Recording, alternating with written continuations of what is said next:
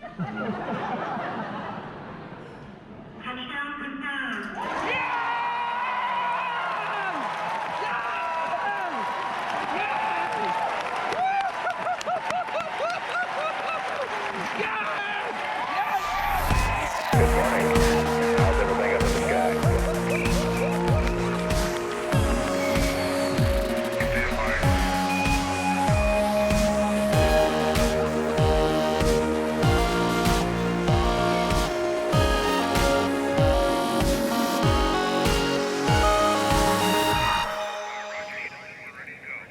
And welcome to tomorrow episode Orbit 11.47. Oh boy, I'm still just as excited as you saw in the intro right there. And I guess to introduce ourselves, go around real quick. I'm Jared. You saw me very excited in the intro there. I'm the resident astronomer. We've also got... Hey, I'm Jade. I was also excited, but you couldn't see it as much. Yeah, you couldn't see Jade because of me. I'm Sarah. And then we've got, of course, our hologram from Arizona. Hello. The mythical land of Arizona. How's it going, everybody? And then we've got our guest is joining us for this early part here today. We've got Conrad Pires from Pico Sats Systems. So glad to have you on today. Hi there. All right. So the first Thanks thing for joining us. Yeah. First thing that we're going to talk about today, obviously, is InSight landing on the surface of Mars. It was a tremendously exciting thing. Not sure you could tell. Kind of a big deal. Yeah, kind of a big deal about what we were able to experience. And I kind of just want to walk around the room with everybody and talk a little bit about what they experienced. And maybe in the chat room, you can also tell us what you experienced. And even in the comments as well, feel free when you're watching the show to add to the comments what you felt, what you experienced if you watched InSight land, or what you feel now that InSight has successfully landed on the surface of Mars. So I'll just toss it straight to you, Jade. We'll just go right to Jump what right that on was in. like. Well, I'll say this. It was officially my first landing event that I ever got to attend, and I am so incredibly thankful to Lisa over here for making it all possible. Thank you, Lisa. And there's Thank no you, Lisa. better group of people I could have imagined sharing that moment with, because as soon as you walk into first of all, it was a giant room. Every seat was filled with people from as little as this to as very old. To as tall as Jared. And no, just the excitement was so tangible, and everybody, and a big part of the InSight team was there, and it was such an honor to be able to usher in, landing the 8th one on Mars, eighth the vehicle. 8th successful vehicle. Like it's like being at a sports game. If I had any love or affinity for sports, I feel like this is how it would be. And touchdown, goal, woo! It was amazing. Oh gosh. Yeah. And Sarah, what was it like being in that room? Oh, that same for me. It was my first landing event, and I'm super excited for the science coming from this. So it's. I want to know about the core of Mars. I'm so excited. I can't actually. Anyway, so. When we better understand the core of Mars, we'll have a better idea of what happened to it and Earth's future, and that's so huge. And I just love that we're sending little robots to Mars, the only planet fully occupied by robots, totally people populated by robots. We added another citizen. It's just amazing. Excellent.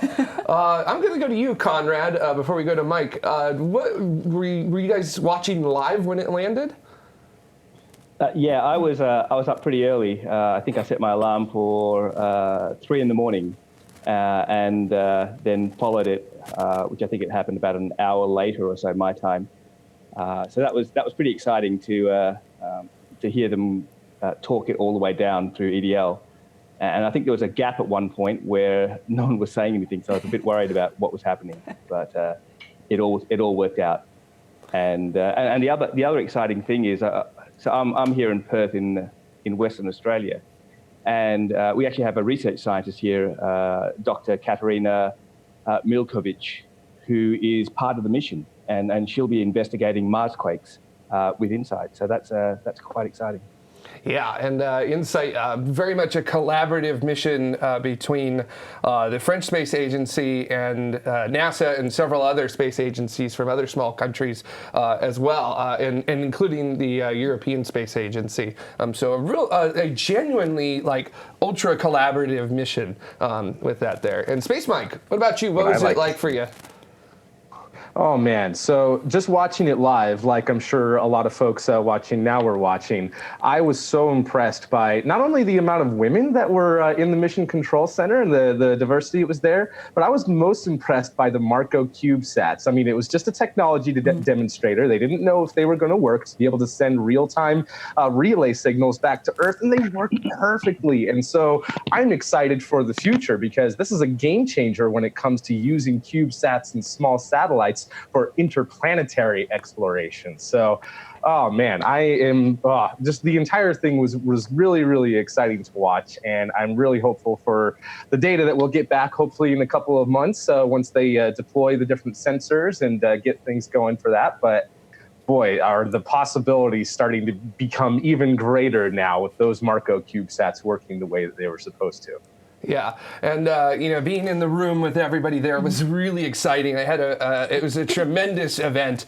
I've actually done Mars landings before. I watched Phoenix land in what was that 2008, I believe, and then I was part of an event when Curiosity landed with the Sky Crane, which was basically like we've tested each individual bit, but we haven't tested it all together. We're doing that as we land on Mars. Yeah. So that was tremendously exciting, I kind of went in with optimistic confidence because I knew InSight was based off of Phoenix. Yeah. So I wasn't too worried about the technical side of things, like, oh, something's going to break or something like that. But it was still tremendously nervous. If you go on my Twitter feed, you can see I posted my heart rate from my Apple Watch, which peaked at about 145 during landing. And also, if you go back and you watch the footage, you can see that I'm like breathing really heavily. I don't know what anybody was laughing at because I was just so locked in. You see, I didn't laugh with everybody. And actually, I watched it. I watched it on my laptop screen because I shot it in 4K, and I could see my eyes like just boom. They got like really big all of a sudden, so much that I could actually see my hair move on my forehead. And then finally it landed, and I was very excited. In case you couldn't tell about that, and I'm just so excited about it because the geology that InSight is going to do it really is genuinely important to understanding the formation of the terrestrial planets here in the solar system. And once we add that to the equation, then we can look at if that's going to modify how the outer planets formed or how the asteroid belt formed or other things in our own solar system. So it really adds a sort of a rich depth to data that we don't necessarily have. And I don't know about you, but I'm honestly hoping that Mars is a little bit weirder than Earth on the inside. Yeah. Because that would be a tremendous result if Mars is a little off, even if it's a slight amount off from what we have here on Earth. That would be an incredible result, and that would kind of change how we have to look at planetary formation and planetary evolution over time as well. So that would be cool. I think we're going to find that Mars is about what we expect. Yeah, I was going to say, if I have to take a dollar bet, I would say that it's going to be exactly like Earth. Well, maybe not exactly. Right. I think the core is going to be solid on the inside because there's no magnetic field at Mars, unlike the dynamo here at Earth that. So yeah, I mean Mars, and I think the part of the magnetic field is caused by convection. So I think we're going to find that it's just pretty cool in there, relatively speaking. Yeah. Are we going to be able to get an insight into perhaps Mars's more geologically active past, however, with this data?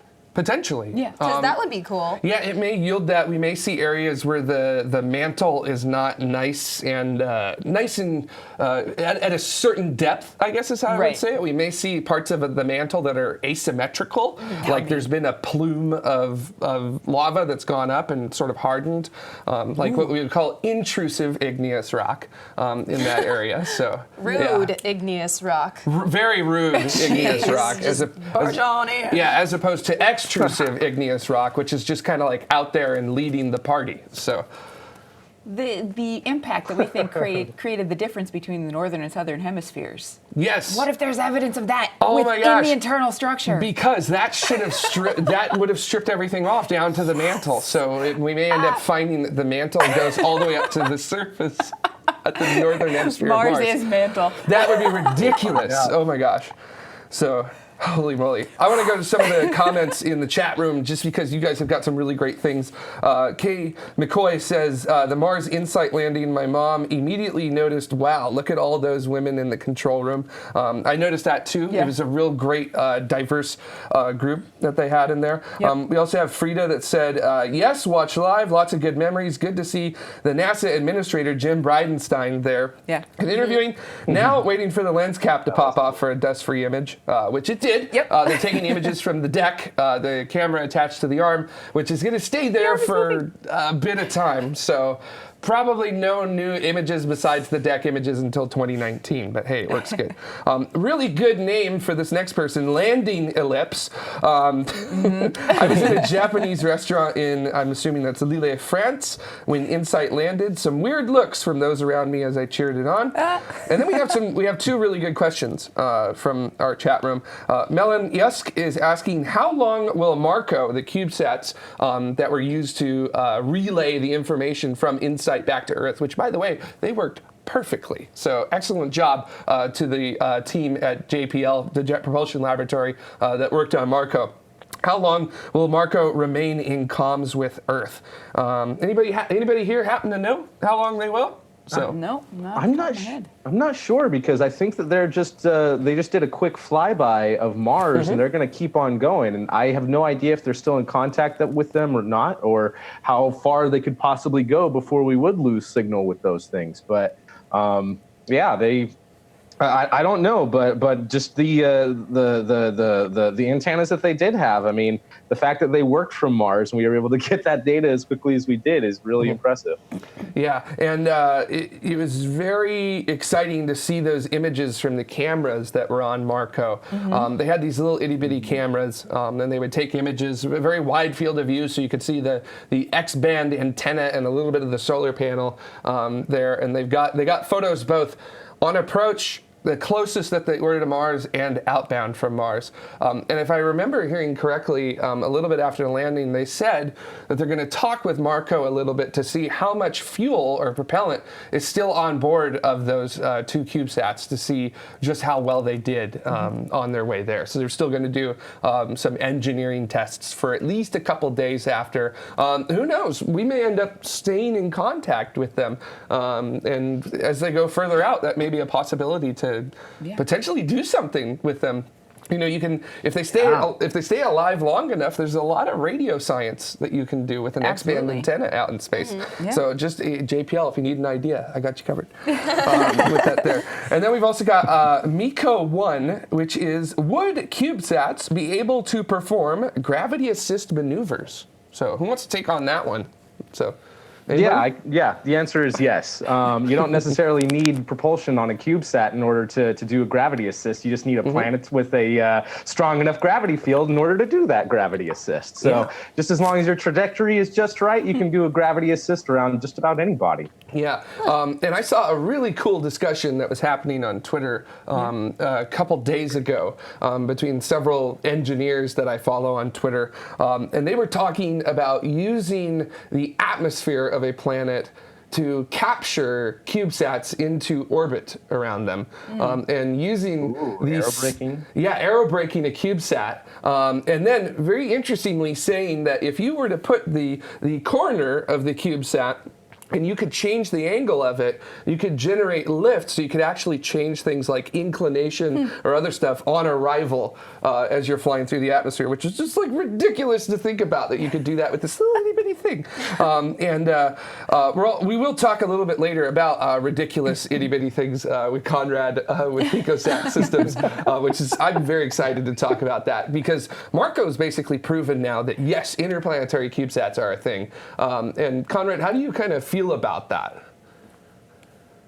Well, look, it's really good because sneak peek.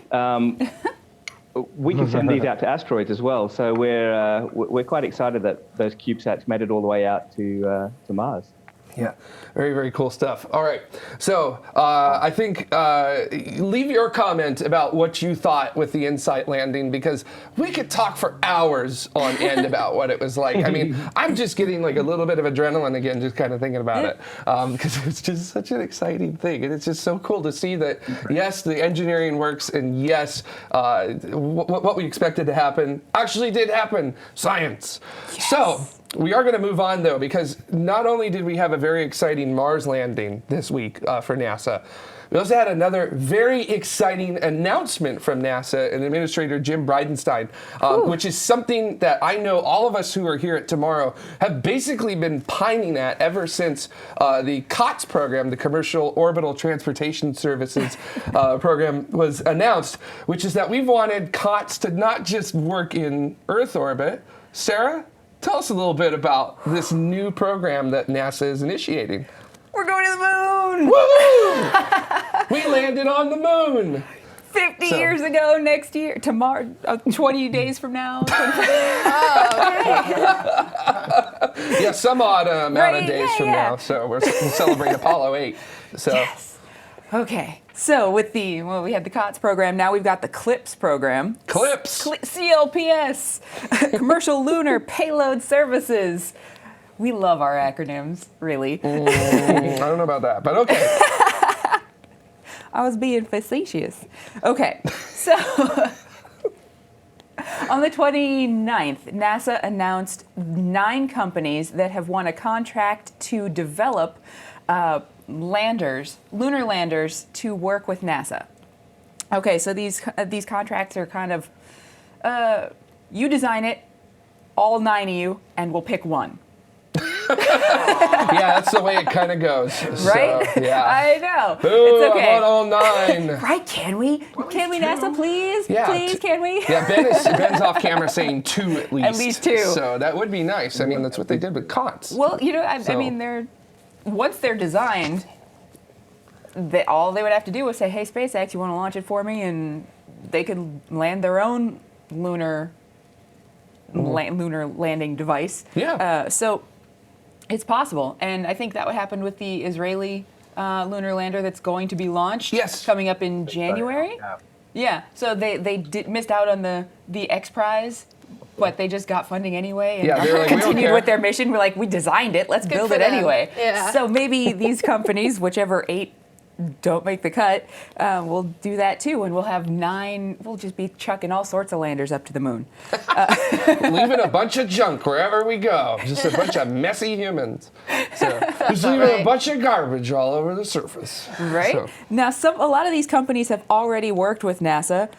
Some of these names are pretty familiar. Lockheed Martin. Yeah. Draper. Right? So, and then some of them are a little less familiar. Like I looked at one, Moon Express, and said, wait, there's a company in Canaveral? Whomst is this?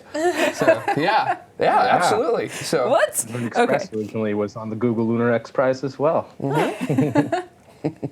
right, and so the goal of these projects, these lunar landers, what they have to do is be able to land at least 10 kilograms of experiment or instrument on the surface of the moon. Cool. Yeah. Sounds pretty achievable. Yeah, and 10 kilograms, that's small enough that you should be able to maybe use like a single stick rocket in order to get you up, whatever flavor rocket you're looking at with that. I like candy cane. And then 10 kilograms is also with essentially the miniaturization of instrumentation. Yeah. You definitely should be able to get these little itty bitty instruments down to the surface of the moon with plenty of ability to land wherever you'd like. Absolutely. So, yeah. And it's, I don't want to say so easy, but they do anticipate having something fly next year. Oh, Cool. already. Right. I know.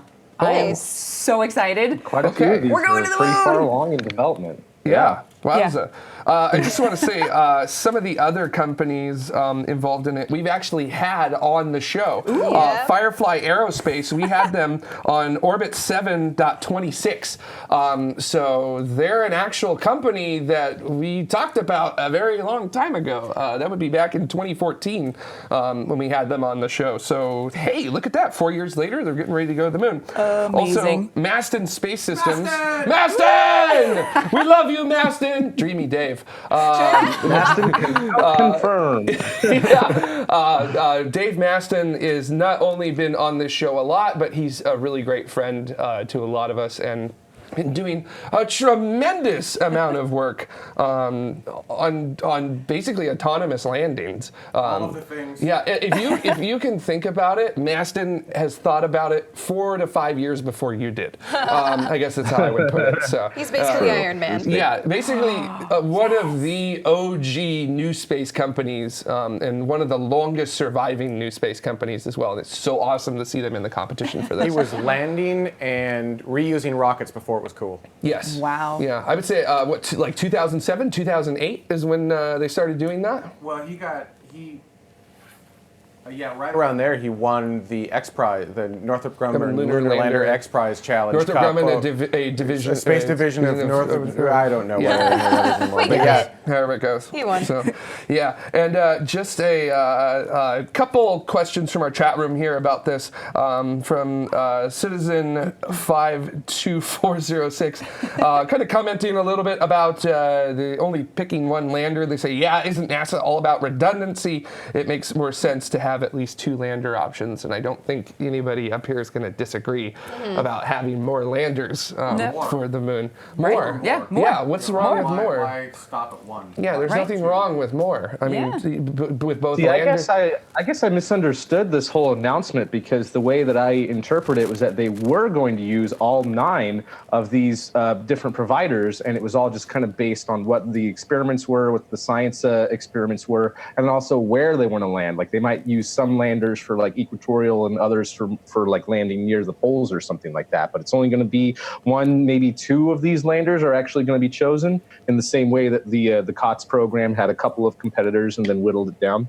Well, from the way I understood it, yeah. But I, again, could be wrong. If you know better than I do, definitely let me know, because I'm not sure. That's just the way it seemed to me, was that all 9 of these could potentially be used. So some of the wording seemed like it might be that way, and then because the word indefinitely is in here a lot.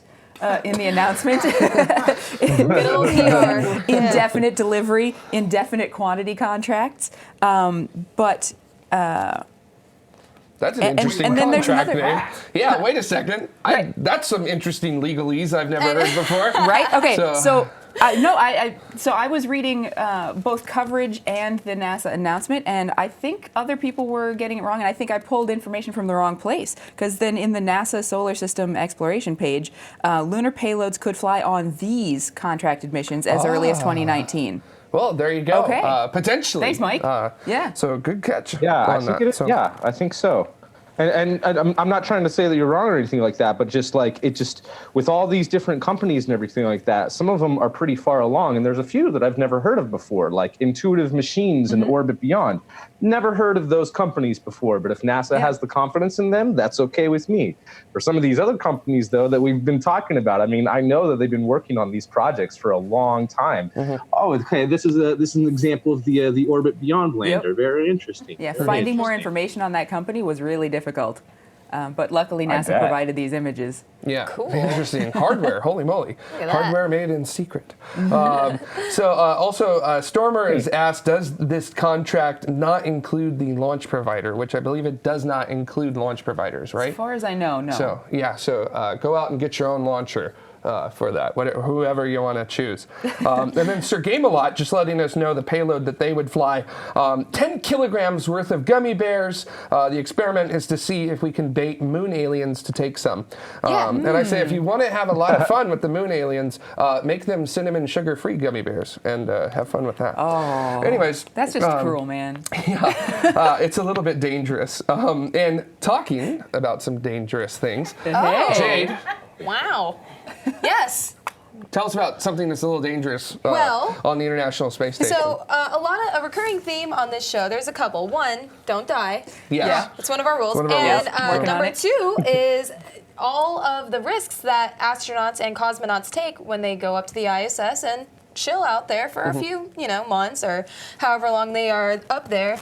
And actually, a recent study was done on some bacteria found in the ISS, specifically around the toilet and the exercise quarters. And they found get it out, get out the fifth grade jokes. That's great, Dad. But essentially, what they did was they found a strain of bacterium called Wait. Hold on. Long science word. Enterobacter. And they studied these strains and they compared it with, I think, over 1,000 strains of that bacteria found on Earth. And although right now this bacteria is not immediately harmful to humans, they actually put it through a computer simulation. And let me grab the real statistic here. Authors predicted that 79% probability that these bacterium could eventually cause potential harm to living organisms, such as us humans, or not us, but whoever goes up to space. It could be us. Yeah. And so the importance of studying it now is, okay, so what can we do to potentially mitigate a pathogenic, reaction in the future? And the actual name of it is Enterobacter buginensis. Terrifying name. But you might, maybe, even though I'm slaughtering the pronunciation, trust me, I scoured all of YouTube to try to say it correctly, and so I'm sorry to the bacteria world. But essentially, maybe you've heard of it, and it's because this is the same strain of bacteria that actually infected some compromised patients in hospital settings not too long ago. So we do know it has the potential to harm humans right now, or at least, humans who are already compromised in a hospital. So, again, one recurring theme of this show is let's try to keep, the men and women we're sending up there, let's try to keep them safe. And if we have this grand vision of elongated space travel, eventually, on a commercial scale, then this is definitely something we need to get a head start on, because I don't know if you've read The Andromeda Strain, which this is the second week we get to talk about that. That's great. But Michael Crichton predicted it, what's going to potentially really hurt us out in space, besides the laundry list of really dramatic cataclysmic things, is the things you can't really see. Great. So now we have to worry about something else. Oh, yeah. No, 100%. Awesome stuff. Space is hard, man. So, yeah. And if I remember correctly, the astronauts on the International Space Station, their immune systems basically sort of weaken when they're up in space, right? So that's not going to be good if you take in pathogens with a weakened immune system. Exactly. So. And also, there's still a lot of research going on in how these different bacterium and microbes, how they even react to microgravity environments. For all we know, they start growing uncontrollably. I'm sure that's not probably what's going to happen, but in my little imagination. Yeah, exactly. So there's still a lot of studies that need to be done. And like I said, they ran it through a computer analysis. Again, 79% probability it could be dangerous or harmful, but they actually still need to test this on living organisms to confirm. Yeah. So as of now, it's all still pretty a little ambiguous as to what it would mean on a fleshy thing like us. Okay. Have they said how they think it got there? Yeah, so with this type of bacteria, it's pretty common, I believe, and so it could have just been carried on by the astronauts themselves. And it's pretty common here on Earth, and so really it's just a matter of putting it into this environment that could potentially foster pretty adverse reaction. Right. Are they thinking of maybe upping the quarantine time or sterilization? In terms of how to mitigate it, they didn't go too far into the methods of mitigation, but I'm sure there's a lot of processes already out there, especially ones that they're still developing. Right. Personally, I don't know of them yet, but I have faith that, they're working on it. Yeah. All right. Well, something that I do know about is that they had a really bad problem with bacteria and especially fungus growing on the Mir space station, Russia's first multi-module space station. And it got so bad that they had to leave the space station for a while. And there was a whole bunch of other problems that led to a bunch of other things. But based on that experience, we came up with ways to be able to not sterilize, but basically keep the International Space Station clean. So what this tells me is that whatever this particular microbe is something that is different than they're already trying to clean for and already trying to make sure doesn't start growing and propagating like crazy. Yeah. And we do know that lots of different bacteria and stuff like that grows extremely fast in microgravity. That's why it's such a great research area to be able to test out vaccines and all sorts of different medicines on different viruses. So, yeah, I know that they've had a lot of problems with this in the past, and this tells me that this might be something new, that whatever systems already exist up there. And I don't know what those systems are. I just do know that they are very careful about making sure that mold and bacteria doesn't grow, especially behind the experiment racks, which is where they found quite a bit of it on the Mir space station. So yeah. All right. Well, there's a lot of scary stuff in space, so we'll just go with it that way.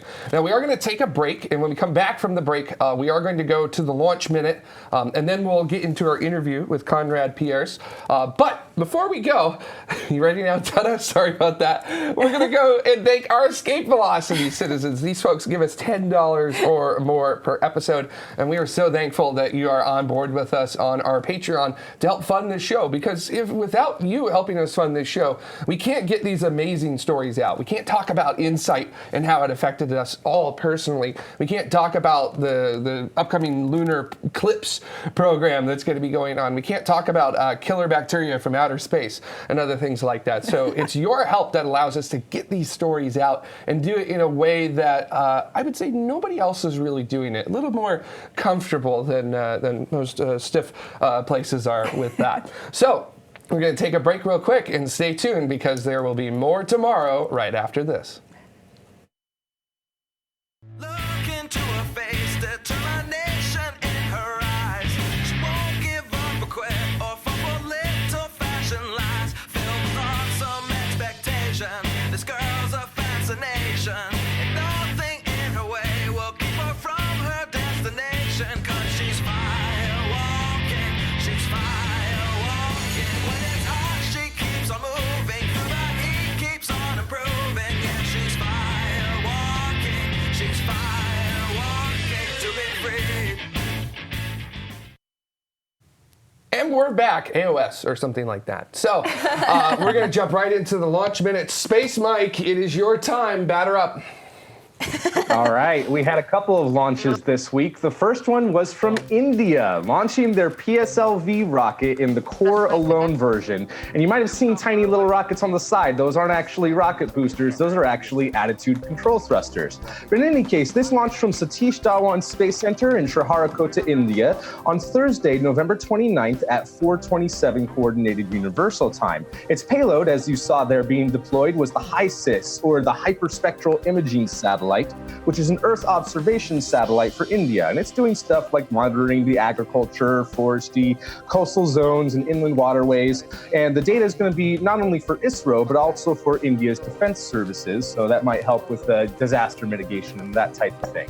But also on board were 30 other CubeSats from 8 countries, including one for Australia, one for Canada, one for Colombia, one for Finland, one for Malaysia, the Netherlands, one for Spain, and 23 for the United States. And all of them apparently were deployed successfully. So that's awesome.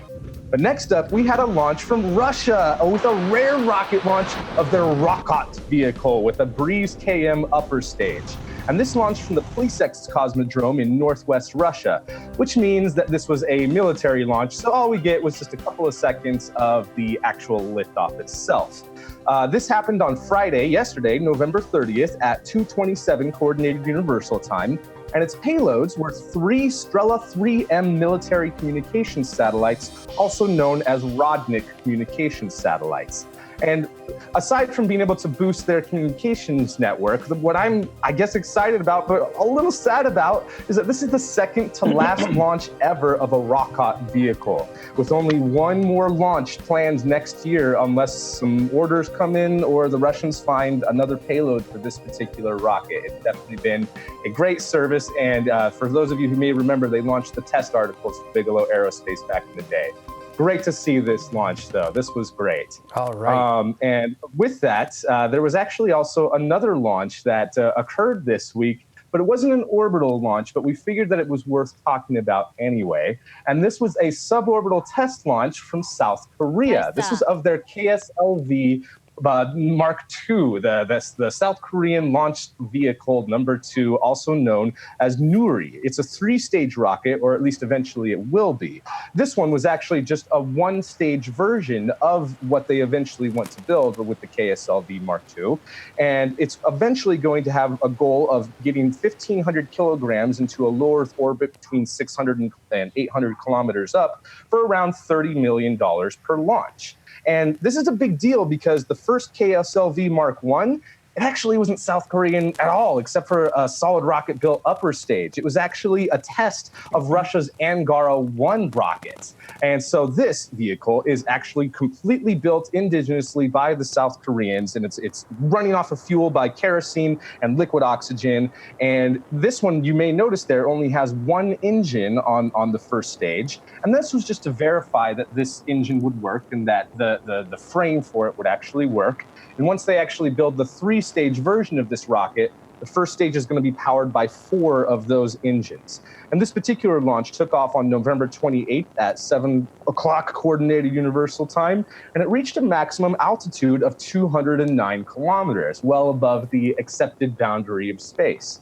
It did not reach orbit, though. This was just a suborbital flight, and hopefully on their next test, they're going to be trying out a second stage of the rocket as well. So congratulations to South Korea for developing their own rocket, and of course, they've already developed their own launch pad there, and this is just going to be another small satellite that's going to be able to launch either a bunch of different small satellites at once or even have kind of dedicated missions. They want to start sending their own missions to the moon for scientific purposes as well. So very happy to see the KSLV Mark II, or the Nuri rocket. Excellent. So what's our launch count looking like so far for the year?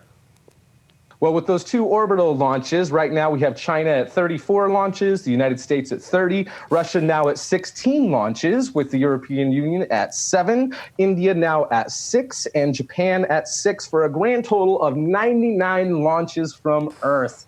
And next week is going to be very exciting once we pass that 100 mark, because missions are just going to be so cool. I can't wait to talk about them. Yeah, and kind of talking a little bit about some upcoming missions that we have. We are going to get in with our guest that we have been waiting to talk to, and great hearing from you earlier during the show, Conrad Pires from Pico Sats Systems. We're so glad to have you on today.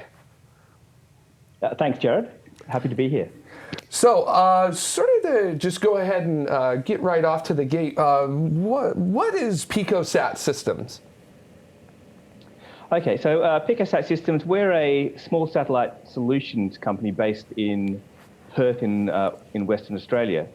And we've started off building Pico Sats. So Pico Sats are a step smaller than nanosats, and that these weigh between, or have a mass of between 100 grams and 1 kilo. The format we're using is a format called Pocket Cube, and with nanosats you have the format of a CubeSat. So we've started out building this because, well, look, it's affordable. It's within our reach. Neither myself nor Stuart McAndrew, who's my business partner in the company, neither of us are rocket scientists or satellite engineers, but the technology here is accessible to everyone, and so we've started out with this small format, and we hope to get this into space and then see where it takes us from there. So immediately from our chat room, Astro YYZ is asking, is that the actual size of that PicoSat? That was my question too. Yes, it is. So a 1-unit Pocket Cubes Pico satellite, Pocket Cube being the format, is 5 centimeters by 5 centimeters by 5 centimeters. This is the actual. This is a demo version, so you can see the insides there. The technology in there, similar to an Arduino computer. So nothing too fancy, but that's actually it. And this is the completed version of this is what we will launch into space.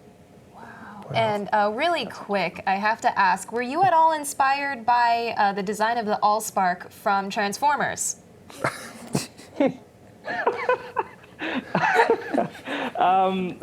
Possibly. Immaculate, by the way. Beautiful. I'm just smitten. An unexpected question, to say the I'm least. sorry. I had to get it out there. I felt this was the most appropriate time. I'm so sorry. That's excellent. The chat room is definitely asking about the tape measure. Oh yeah, Space Year 1986 is asking about the tape measure. It's So the tape measure is from a local hardware store, and we use it as an antenna. The reason being is that we can actually fold the antenna up. Brilliant.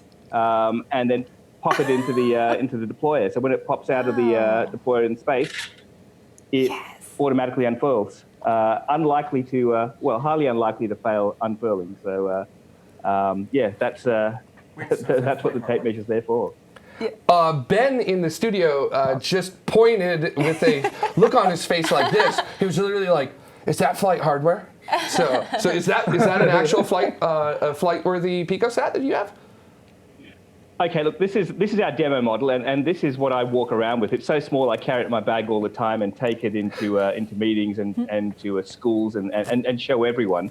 The flight version is another model that's a twin of this, and that will have a slightly better design as we're learning from this initial version.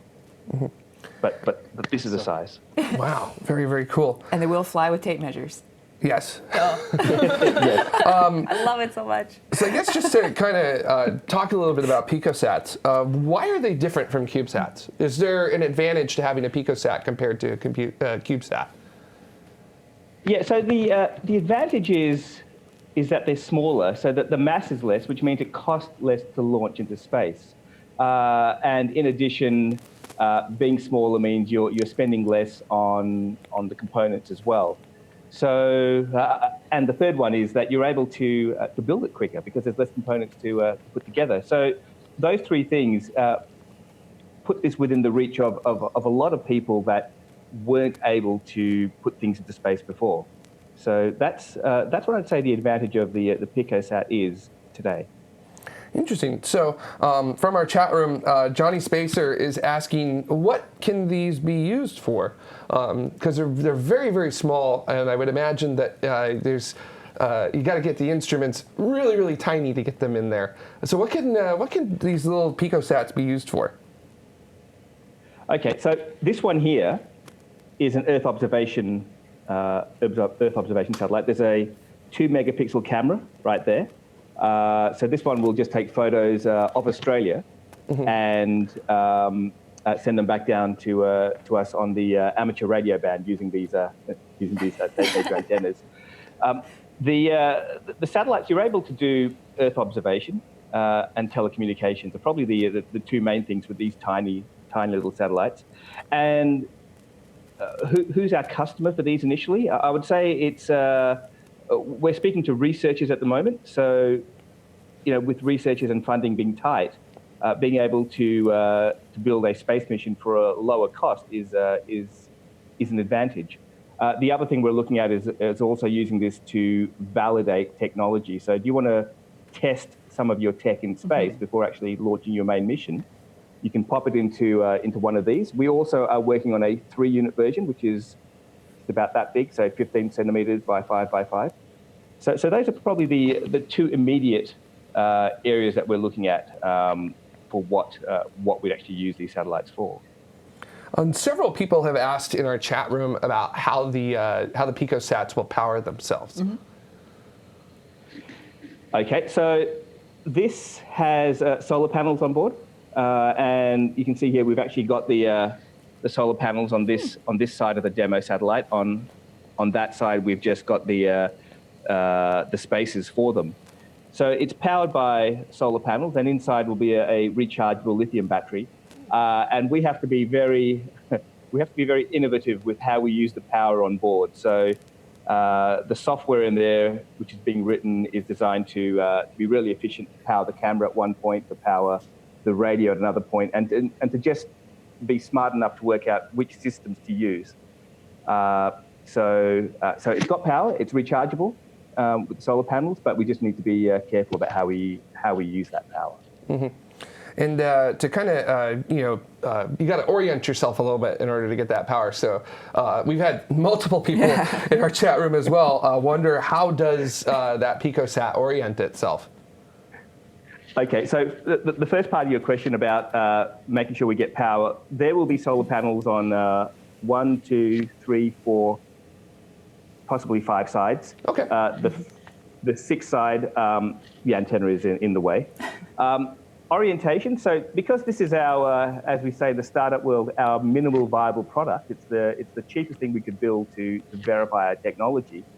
It's got magnets inside for passive orientation. So the magnets inside here are oriented at such an angle that they interact with the Earth's magnetic field over Australia. So when it actually flies over Australia, it will actually point downwards and take photos. So it's a really basic system of orientation for this first version. So it's using the the specifics that is known of the magnetic field over Australia to aim it to look down. Yes. So it's going to be it's going to be plus or minus a few degrees off axis when it's pointing downwards. But look, it's what we could fit into that little box. Wow, that's amazing. So Yeah. Oh, go ahead, Mike. Uh-oh. Well, Nope. looks like your audio's out, Mike. Looks like Mike's audio's out. So, I'll he said, all right, yeah, we got it, Mike. I'll just go ahead. We'll go ahead and do it for you. So, so it already sounds like, these are pretty, you've thought of a whole lot when it comes to the success of these satellites, but what are some of the unique challenges your company faces specifically, whether technical or commercial? I think there are a number of challenges we face. Firstly, in Australia, the space industry is growing. We've just had a space agency start on the 1st of July, so that's a good thing. The space industry in Australia is growing, and as it grows, there'll be more and more opportunities for us to make use of both here in Australia and internationally through international agreements that the agency is working on. Technically, because of the size, we're working on designing, I guess, really small componentry. So like we're building a very small power system to a custom system inside here to manage that power that I mentioned about earlier. And then I guess the last challenge is what all startups face, which is getting that first customer. And that's what we're working on at the moment. And I'd say probably that's one of the bigger challenges, but I think we'll get there. yeah. All right. Space Mike, you want to try? You're Yeah, good. let me try this again. You guys hear me okay? We can. Go for it, Mike. Yep. Okay. Good. Can hear you My now. question was, are you going to be selling these Pico Sats as kits? And if so, how much could universities or interested parties potentially buy one for? So that's a really great question. It's something I hadn't touched on before. There's an educational aspect to this as well, right? So besides us providing a satellite solution, we're also possible. It's also possible to provide these to universities or potentially even schools. The cost, we're still working on that at the moment as we finalize the engineering design of this. But it's definitely going to be cheaper than a 1-unit CubeSat. Both in cost of building and in cost of launch. So I think if you look at a 1-unit CubeSat, just to give a rough figure, I think maybe you're looking at around maybe $300,000 to build and launch into space. With a 1-unit Pico Sat or Pocket Cube, maybe $80,000 potentially. So don't quote me on those figures, but it's an order of magnitude smaller. Yeah. So I have a question. So I'm a researcher, pretend, and and I want to put your satellite into orbit. So what would my process be as your customer? So we can. Sorry, go ahead. You were going to say? Oh, I just so would you assist with also kind of leading them toward the launcher as well, or is your company just the Pico Sat? No, we do the whole thing. So we're speaking to launch providers at the moment and launch integrators as to how we can get these into space. So there are slots available, and we'll do all of that for you. So, we'll do the whole. We'll try to do as much of the satellite life cycle as we can. Okay. For the customer. Wow. Yeah. Awesome. Yes. And Mike, you had a question that you wanted to ask? Yeah, how much of this is going to be off-the-shelf parts, and how much of it are you guys developing in-house? And that kind of brings me into the whole legality of this. And are there going to be any restrictions, like someone inside the United States being able to do this, or is this going to be open source, publicly available information, and there won't necessarily be anything that would be restricted, like by ITAR or EAR? So it's a combination of what you've mentioned there. Some of the software inside there is open source, and some of it is proprietary that we're working on specifically to run some of the systems that we're building ourselves. Hardware-wise, a lot of it is off the shelf. With this model here, the circuit boards are what we have designed and manufactured, but everything else we've just bought off the shelf.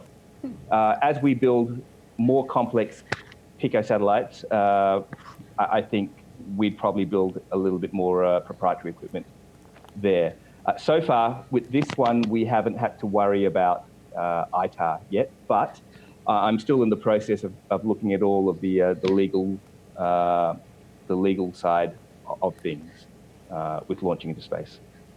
So I just kind of want to ask, because a lot of people in our chat room are asking basically about space debris and mitigation of space debris. Some people are asking, what do you say to people that are going to say, oh no, more space debris from Pico Sats being deployed? Also, are you okay with them being in higher orbits as opposed to lower orbits? And then if you are going to deorbit your Pico Sats, how do you go about doing deorbiting? Okay, so firstly, we're only going to launch these for a specific purpose, so we don't want to add to the space debris problem up there. With how long they stay up in orbit, now these are only going to go into low Earth orbit, which is 300 to 600 kilometers, and so with the Earth atmosphere, up there, drag will bring these down anywhere from 1 year to a few years, or maybe even 10 years. What we will do with this, cool, there's a picture here. What we will do is on the antenna for this model particularly, we will put some Kapton tape on the antenna to basically increase the surface area of the satellite as it moves. And that will bring the satellite down much quicker. So we definitely have space debris in mind, and we're definitely not going to add to it. And we will, we will abide by the various, I guess, things that are being discussed about it today. Yeah, and I mean, it just seems like there's no company right now that's like issuing the idea of being good stewards of low Earth orbit and keeping it as clean as possible. So. Yeah. What's actually interesting here in Australia, I mentioned we have a new space agency. They're also the federal government's also updating our Space Activities Act, which governs how entrepreneurs and use space here in Australia, and they actually are looking at within that act there are some clauses around space debris, which are meant to keep orbit clear, but also encourage entrepreneurship as well in space. So it's I think it's a good balance. So a question from the chat room from Frida is asking, what kind of sensors, besides a camera, are possible for the Pico Sat? Do you have any ideas as to what people would want to put in those Pico Sats? Yes, so besides the visible light camera, you can do multispectral sensors. That picture that's up there is just from the 2 megapixel camera from a high altitude balloon test that we did a few weeks ago. So that image is taken from about 16 kilometers up, looking down, and that's countryside in Australia on the east coast. And that's the balloon launch with the little payload at the bottom there. We were one of a number of payloads in that box. There we go. That's the little foam box that's had all the various companies' payloads in there.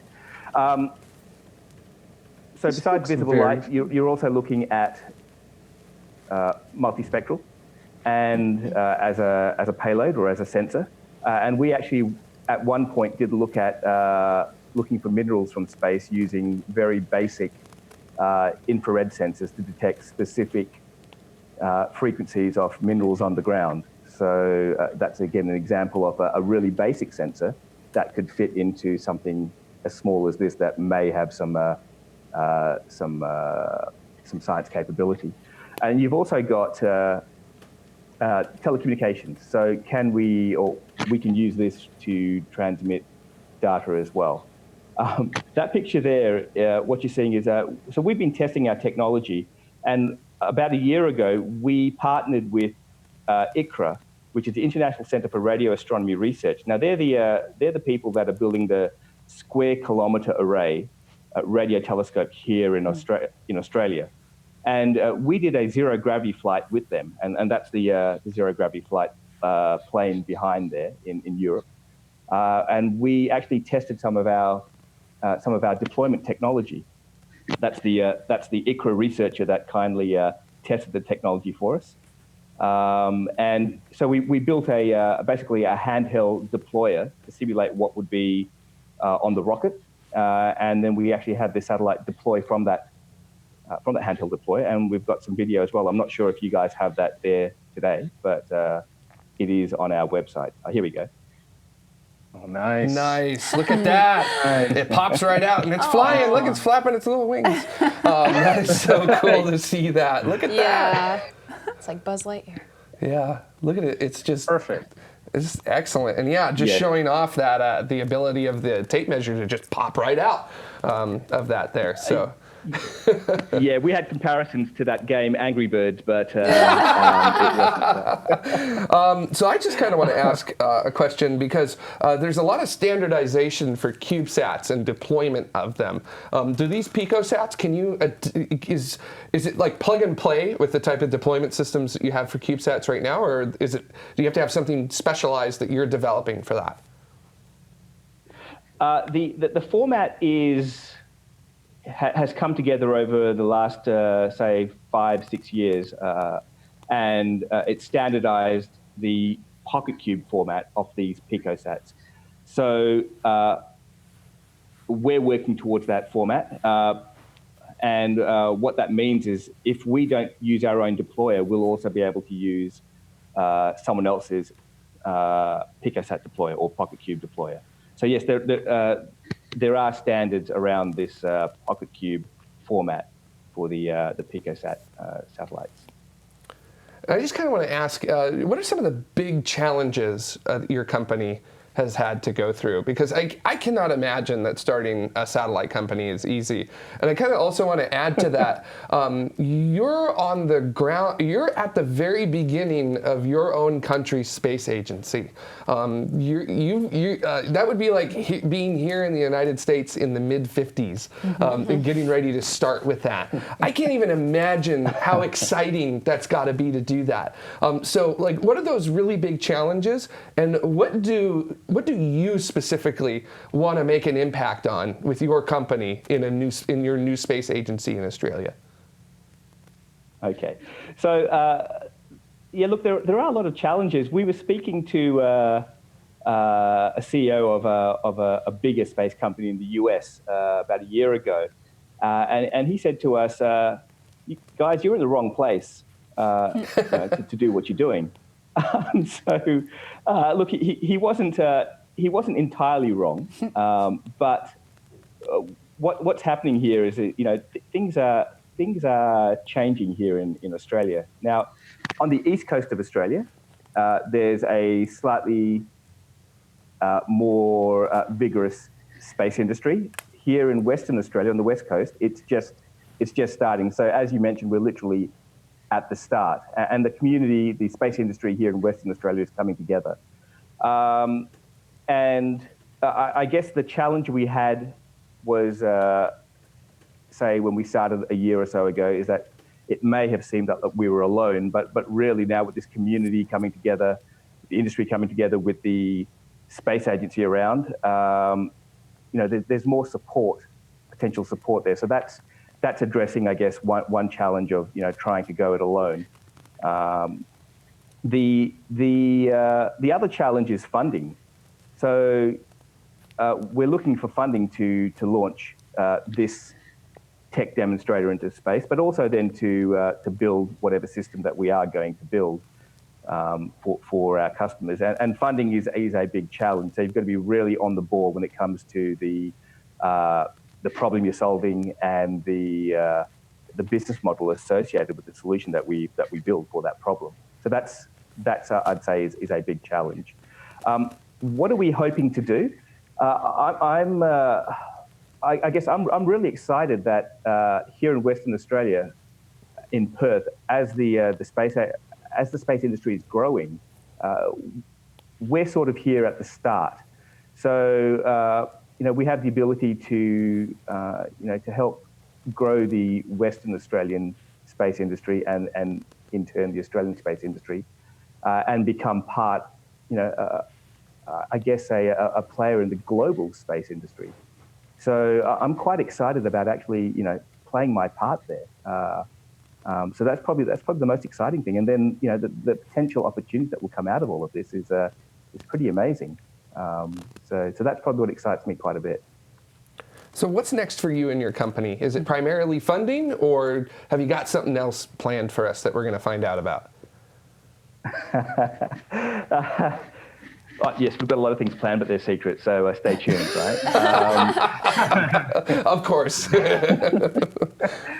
Look, right now, as I mentioned, I'm in Western Australia, here in Perth, in Western Australia. Perth's the capital city of the state, and the resources sector is a huge part of the Western Australian economy. So we're actually having a look at the resources sector to see what problems there are there and what we can address. So we're working on one or two ideas and business models, and starting to pitch those around the place, and hopefully something will come of that. So that's probably the next thing we're working on. The other thing is the three-unit version of this is what we're working on as well. So we have a design, but we haven't actually built that yet. And then finally, I guess the last thing is actually getting this into space. So we're hoping to get this into space maybe later next year, or now that we're in this year, I guess maybe 2020. But it is dependent on funding. So I guess that's the third thing that we're doing. So there's a few things. I'd say definitely stay tuned. But space is hard, so we're working as best as we can to achieve what we would like to achieve. So for our community, those who are watching live right now and those who may be watching on demand, is there any way that our community can contribute to you? Are you guys hiring? Like, what do you need now with that we as the viewers of tomorrow, or the community of tomorrow at large, can actually help out with you? Well, look, we need money, so send your money.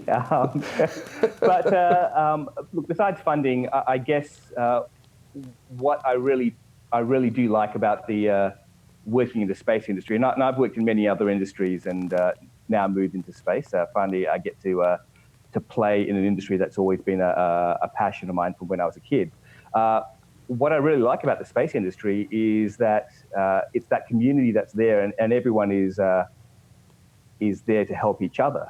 People that we speak to, always provide advice or provide us leads or the like, and we try to do the same. So I would say, for anyone out there, if you've got an idea or if you've got a potential lead, get in touch and let's see where it takes us. It could be mutually beneficial for both of us, right? So I guess that would be the message. And our own Lisa in the studio is asking, why space? Like, why space? Why are you doing this? Why space? Look, for me, as far, when I think back to when I was a child, probably my memories go back to about 3 years old. I love space for whatever reason. I think maybe my dad was into it as well. So for me, it's just a childhood passion. And I know for my business partner, Stuart, I think it's something similar as well. He's always been interested in space. And much like the internet world from the 90s to where we are today has really advanced and given the ordinary person the opportunity to do stuff online, from starting your own company up to writing an app. Space is, the same thing is happening in space today. So for two co-founders who've had a passion for space, the fact that it's now within our reach is really exciting. So I guess why space? Because we can, I guess. It's probably the answer.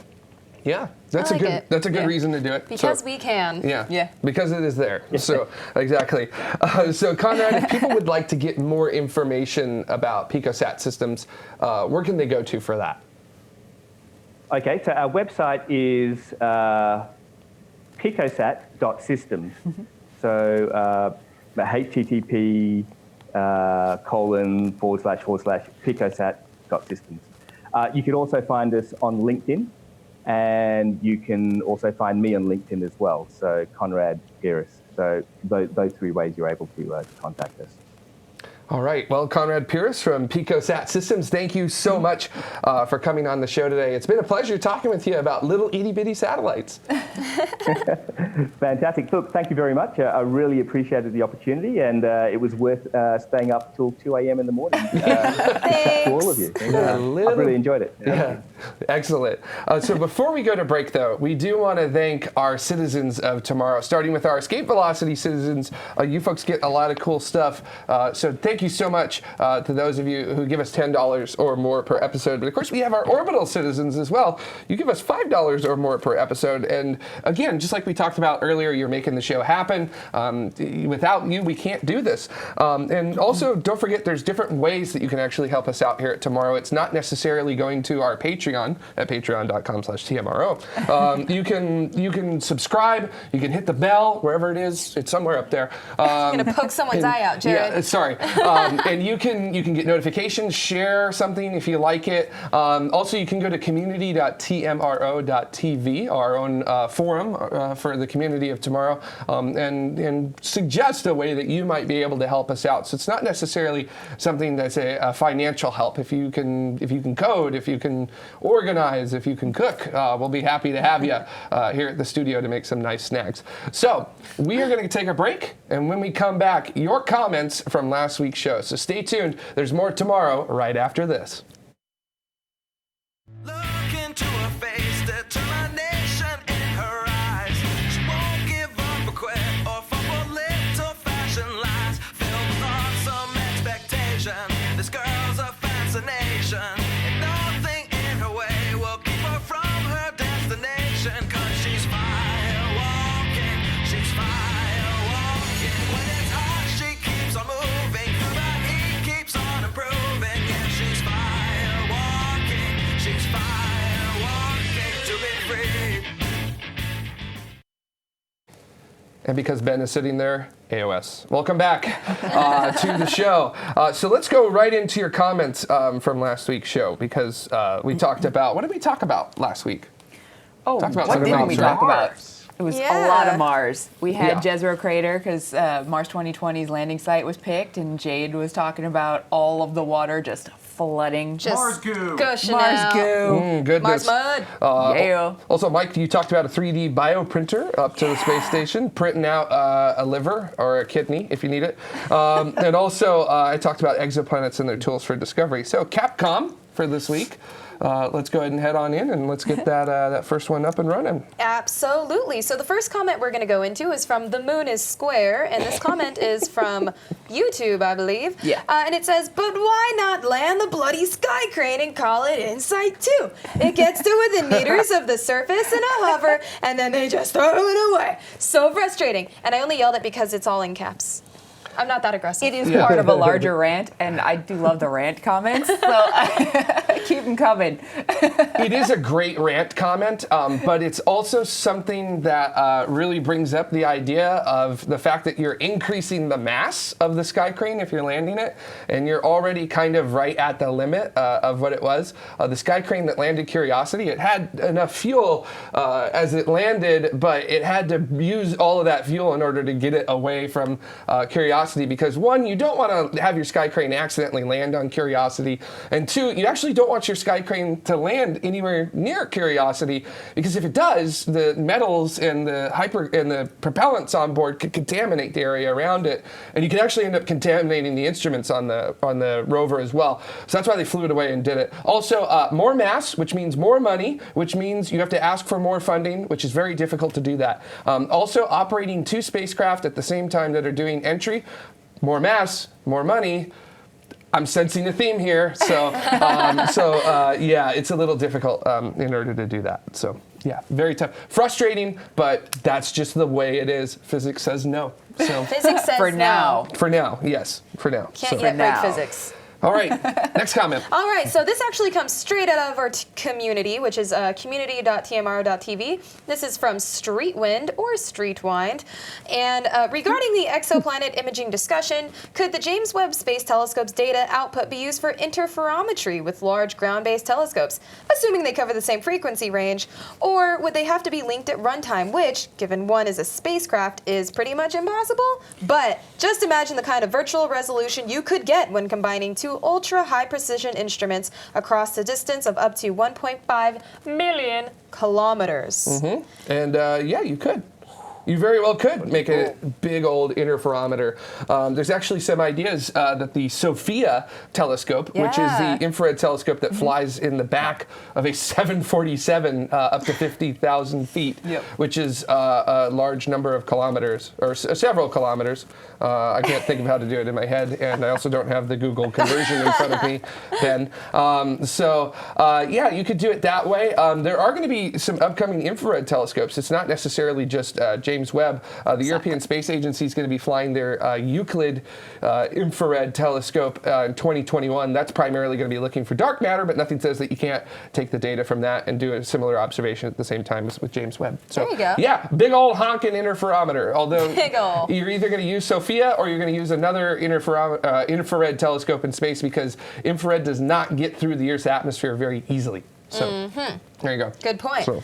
All right, so moving on. Good one, by the way. This one is from Rabindra Mishra from YouTube, and they state, it shouldn't be Mars or Venus. It should be both. If Earthlings can set politics aside and pool resources, there's no reason we can't have initial habitats in orbit, in cloud, or ground, or underground, depending on the world, and then full-fledged, self-dependent colonies on Luna, Venus, Mars, Ceres, Europa, Ganymede, Callisto, Titan, Enceladus, Triton, Pluto, and Eris. Factor in a different strategy for worlds with potential life, but let's go already. I love that optimism. Go already. Yes, I love That this. clarity. But I definitely want to say we probably need to pick one. So what one is going first? We'll hopefully get to Prioritize. all of these, Titan, Enceladus, Triton, Pluto, and Eris, period. But first we have to pick one. So we have to work out the technology to get us to all the rest of them. So that's what kind of the discussion is about. Yeah, very, very cool. I've always been of the opinion, we used to ask everybody which one, Moon or Mars first, and then my answer always to that is space. So just go. Get out there and do something. Get out of here. Go up there. Although I am partial to sort of a Gerard K. O'Neill's idea of space, which is that everybody comes along and that we all live in really big, cool space colonies together out in free space. So let's do our final one that we have here. Our final comment, Yes. absolutely. So from FPV Reviews on YouTube, guessing that the Mars helicopter will see its greatest use in hovering over the solar panels of a future rover, blowing the dust off and saving the mission. Opportunity wishing it had a helicopter right now. Beep, beep, beep. Maybe there was a helicopter with opportunity, and that's how it's been able to clear its solar panels all this time. Man, it hasn't been some sort of conspiracy. It's been a little Mars helicopter the whole time. But no, seriously, like after they do a little demonstration with that little Mars copter, it makes me wonder if they could potentially use it, or if it would even be able to work that way. Yeah, it's from what I understand of Martian regolith, it is both statically charged and magnetized. So you're going to have a potent little helicopter to do it. But I think with the amount of lift that the Mars 2020 Scout helicopter is going to have, it should be able to blow off some solar panels. Right. But also, we've gotten a lot better with solar panels than we did in the early aughts of the early 2000s. I don't know if you saw, but Insight just set the record for the amount of energy generated at the surface of Mars. I think it was something like 4,200 watts of power. That's a lot of power. Yeah, that's like 3 times what Curiosity does with its RTG hot butt, electricity coming out of it. So I caught that, Sarah. Ben is so mad at me. I didn't catch it. She said that's a watt of Curiosity? Nice. That's a watt of power. Sorry, I cracked myself up. right. I'm the Punisher. All right, and because of that, and because on that pun, we're going to thank all of our citizens of tomorrow. I've rolled my eyes so hard I'm looking out my back. Anyways, these are our escape velocity citizens. They say hindsight is the best. Oh my gosh! Sarah, stop! Thank you so much to each and every one of you folks. You guys are enabling us to be able to do this show.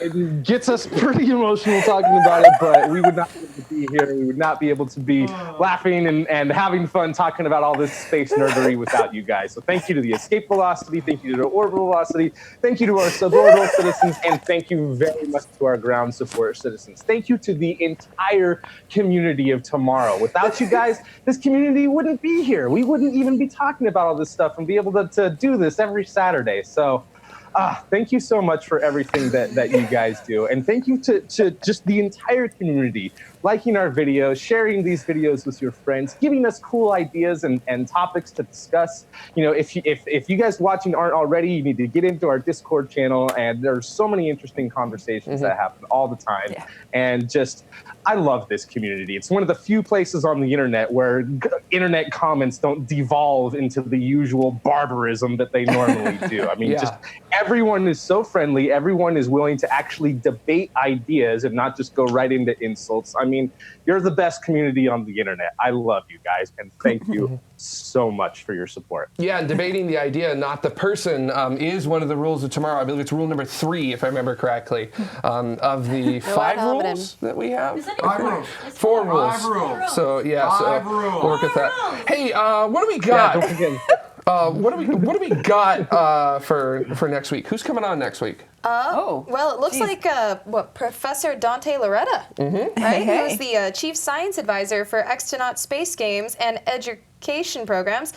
Also, the principal investigator of the OSIRIS-REx mission. Holy smokes! All sorts of neat stuff in there. Not only is that my favorite mission backronym ever, but also OSIRIS-REx is on approach to Bennu, the asteroid that it's going to both orbit around and then go grab a sample of and bring back. So that's some good timing, because it's gonna go into orbit. That's happening soon. This week? Yeah. Oh my goodness! All right, so I'm very excited about that. So happy. Tune in next week. We'll talk a little bit about going around asteroids. So, thanks for watching, everybody. We'll see you next week. Bye-bye. Bye-bye.